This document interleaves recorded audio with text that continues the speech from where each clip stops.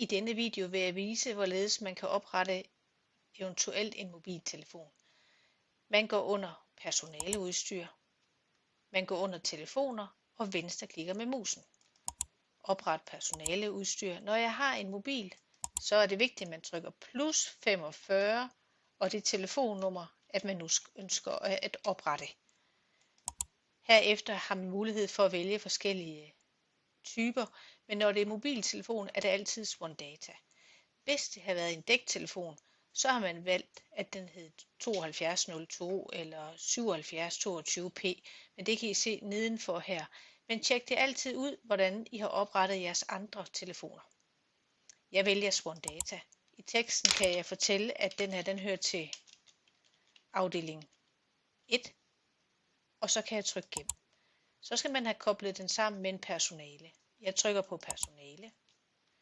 Jeg venstreklikker med musen under telefoner og opret personale. Jeg finder det nummer, som jeg netop har oprettet. Her kan man selvfølgelig frit vælge, hvad man gerne vil skrive, men det skal jo helst ligne alt det her nedenfor. Så her kan jeg kalde den 1-telefon nummer 16. Eller jeg kan vælge at bare skrive mit mobilnummer. Det er vigtigt, at begge felter bliver udfyldt, og nu kommer den også til at ligge her.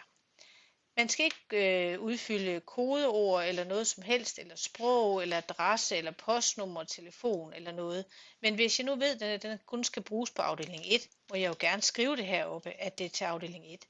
Men det er super vigtigt, at den kan tilmeldes grupper. Derfor giver jeg et klik her. Nu, når jeg har trykket igennem, har jeg faktisk oprettet et nyt telefonnummer, og nu mangler jeg egentlig bare at koble den i enheder. Så se næste film for det.